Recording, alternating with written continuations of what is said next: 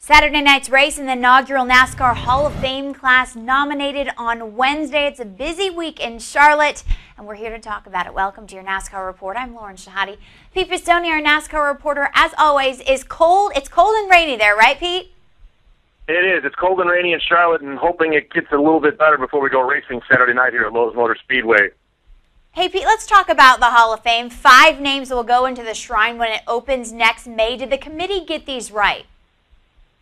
You know, it's a really tough thing, Lauren. I mean, we have 60 years of this sport, and we tried to compress it down to 5 people that were inducted on Wednesday. And let me say, out of the 25 people that were on the nomination list, all of them, in my mind, are Hall of Famers.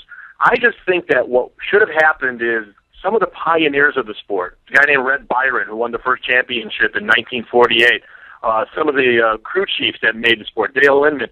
I think this is the time that the pioneers should have been in, and some of the more marquee names, like a Dale Earnhardt, like a Richard Petty, maybe could have waited because their time would have come. Richard Petty told me earlier this week he didn't think he should go in on the first class, that his time would come. The people that built the sport and gave an opportunity for him to do what he did should have gone in first. So in my mind, I think they probably should have maybe gone with a few more of the pioneers, but everybody that was on that list on Wednesday, to me, deserved to be in the Hall of Fame at some point.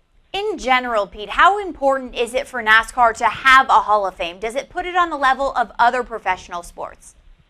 I really think it does. You know, we have seen this sport, Lauren, in the last decade or so come up to the mainstream level. And I think when you're trying to attract people, again, who are not quote-unquote die-hard NASCAR fans to this sport, having a Hall of Fame almost legitimizes it for that group of people, gives it a little bit more credibility. And I got to tell you, this is going to be a state-of-the-art facility. I've had the opportunity to go to some of the other Hall of Fames, the Pro Football Hall of Fame, the Baseball Hall of Fame in Cooperstown. What they're building here in Charlotte is going to be phenomenal, and I really think this is going to be another thing that helps put NASCAR on the map.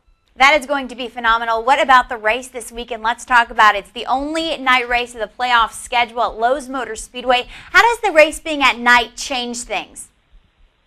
It's going to be lightning fast, I can tell you that, because the temperatures are so cool here already, and now you're going to go night racing. The grip on that racetrack is going to be probably the grippiest, if you will, since we've been racing at Lowe's Motor Speedway in some time. I had some drivers tell me yesterday they're expecting track records in qualifying, if we can get that in with the weather, and some really fast racing on Saturday night. You throw double-file restarts into the mix. We have not done that here at Lowe's Motor Speedway. We've seen how that's really affected this championship run, and it's a home game for these teams. Most of the teams are located around here in Charlotte. That makes the week a little bit easier. I think you're looking at a little bit more of a relaxed time for teams, and I think that will add up to what I believe is going to be a pretty good race to mark the halfway point of the chase on Saturday night. It's going to be the grippiest, you say. Google that, right? That's a word? Exactly. Hey, Pete, Jimmy Johnson, 5-time Charlotte winner at the top of the standings. Is he the go-to guy come race time?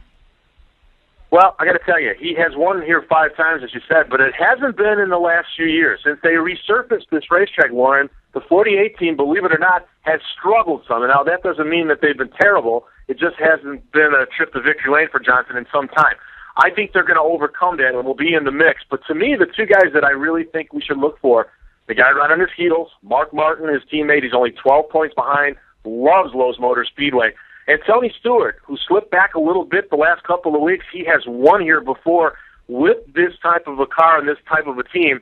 He'd love to get a new win for that new team of his on the chase schedule and get back to the top of the point standing. So I think it's going to be Smoke and Mark Martin, the guys to watch here Saturday night. We will see what happens when the sun goes down. For Pete Pistone, I'm Lauren Shehadi. We'll see you soon.